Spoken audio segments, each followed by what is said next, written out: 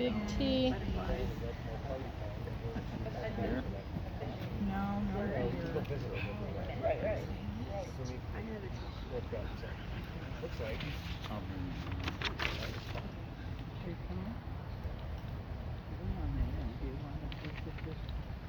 Okay. Isn't that pretty? What you cover this?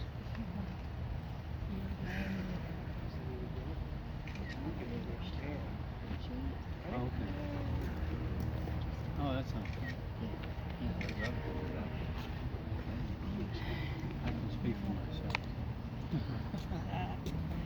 Thought you were going to bring Clarine down. I'm sure Oh, yeah. it's I miss it. Got your tissues.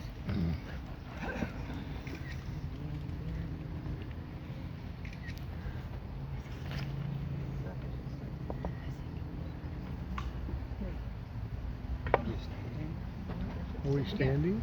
Yeah. Might as well.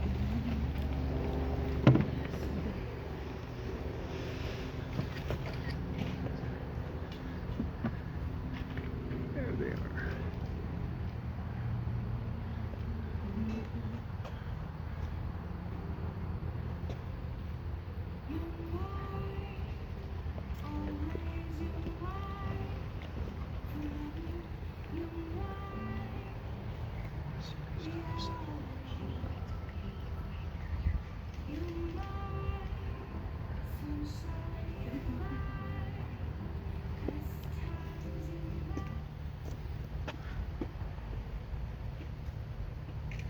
Marriage!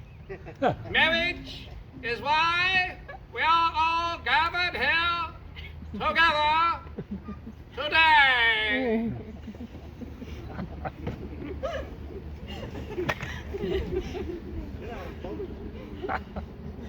All right, everybody can sit down. That laugh matters because joy belongs here.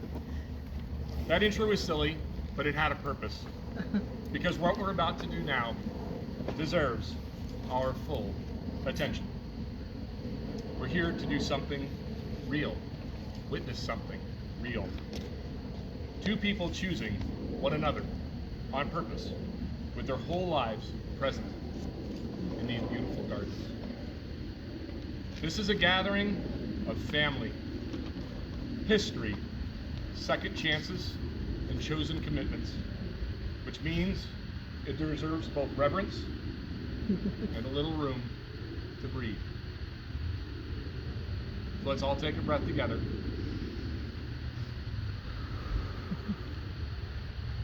And begin. When Nicole told me how all this started, what struck me wasn't drama or grand gestures. It was something quieter, and honestly, something better. They met online, like normal modern folks do. And their first date was at Sims Park. Coffee, a long walk, 2 hours of talking that didn't feel like 2 hours. Stephen was kind, present, and when Nicole left, he did a small thing that told a much bigger story. He made sure she got home safely. That's not flashy, that's character. Stephen had been living in Arvada during COVID, Denver number and all. Originally from Michigan, living in Colorado, now down here in Florida. Not something you default to, but now it makes a lot more sense.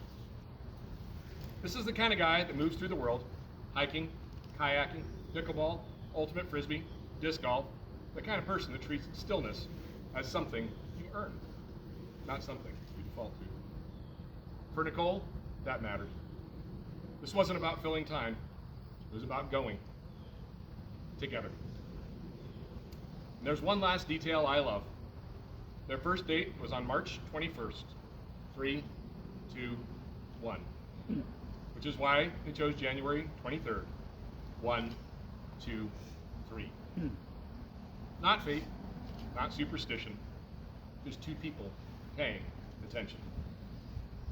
I'd like to invite my cousin Kim up for the first reading.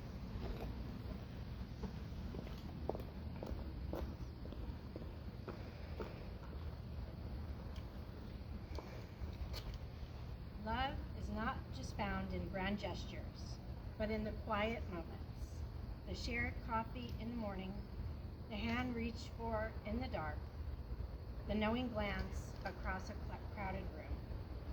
It is the choice made daily to walk beside each other, to listen, to forgive, to grow. Today, you make that choice in front of all of us, and tomorrow you'll make it again. Before today, you were two travelers, each with your own map, your own dreams, your own roads.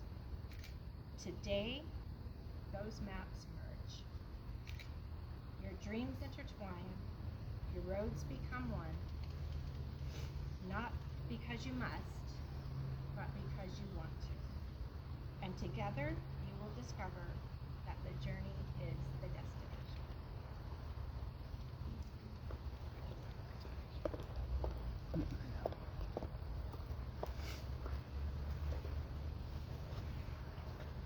Now, y'all, I need to preface this next part of the ceremony.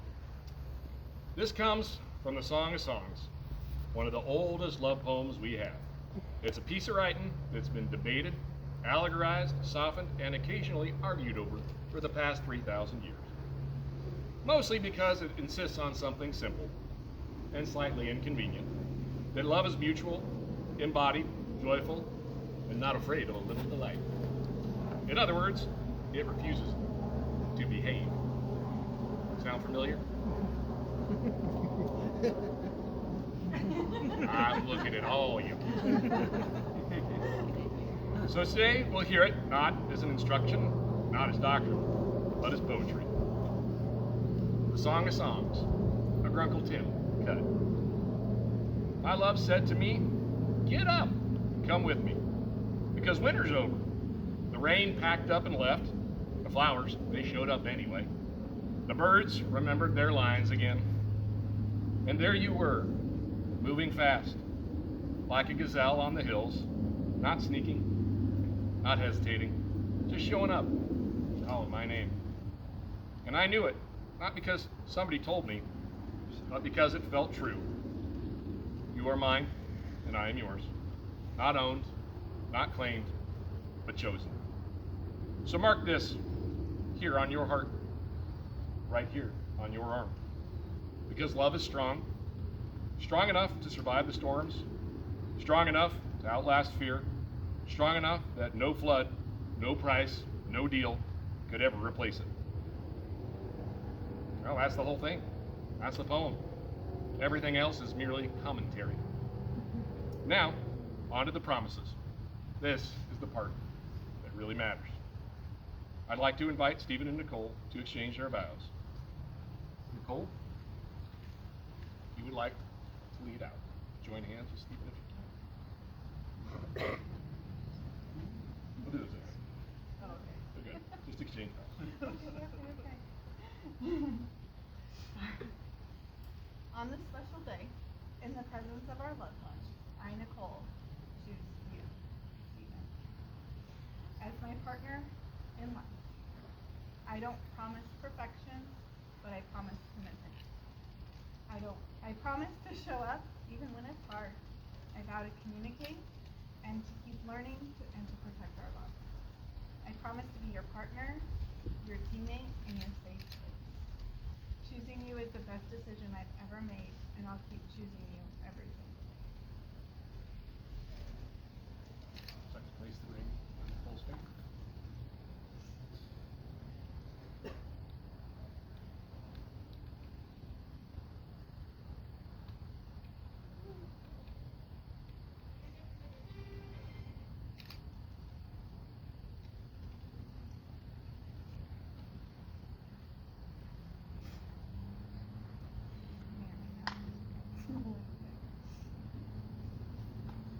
Stephen, it's your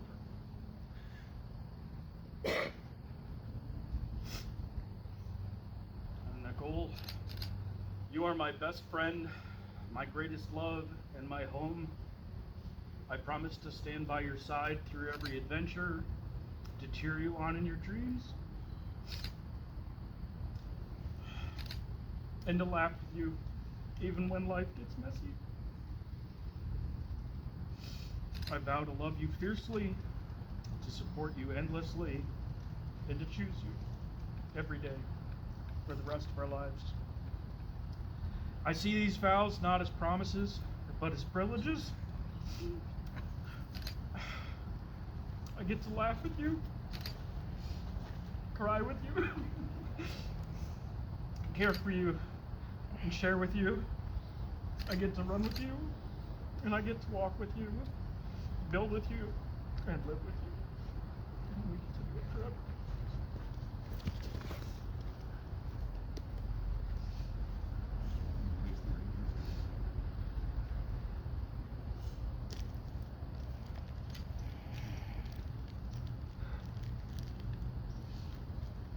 Stephen and Nicole have chosen to conclude their ceremony with a hand fasting. This is an old tradition, older than churches, older than rings, and older than paperwork. For most of human history, love didn't wait for wealth or permission. Hands were bound as a promise, because those hands are how we build, how we protect, and how we show up for one another. This is where phrases like the bonds of matrimony and tying the knot come from, not as a metaphor, but as a practice. The cords we use today, they are not permanent. They are meant to wear and fray and eventually return to the earth. A quiet reminder that all material things do exactly that. What does not return to the earth is the bond created here, that connection chosen freely, held deliberately. That's the part that lasts. Stephen and Nicole, please join with your right hand.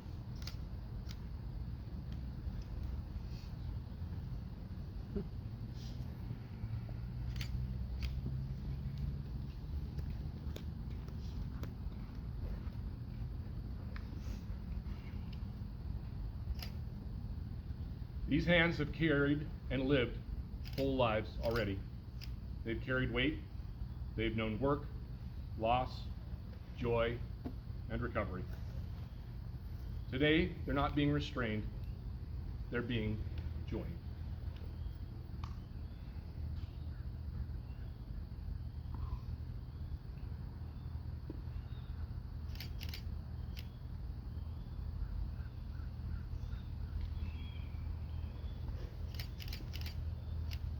Not owned, not claimed, but bound by choice.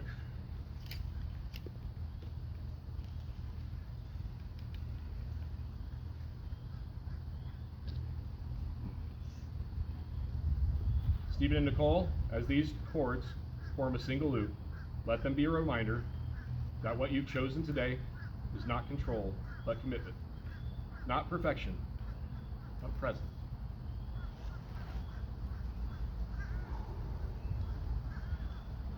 May you know nothing but happiness from this day forward. May the road rise to meet you. May the wind always be at your back. May the warm rays of the sun fall upon your home. And may the hand of a friend always be near. May green be the grass you walk on. May blue be the skies above you. May pure be the joys that surround you. And may true the hearts that love you. Stephen and Nicole, please withdraw your hands and tie the knot.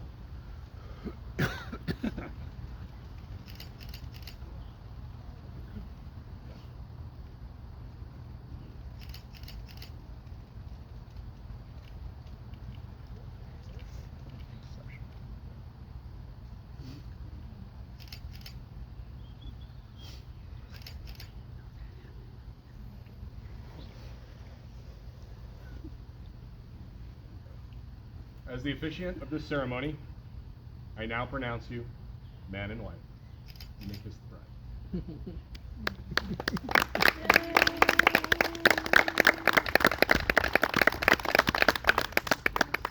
Everybody stand.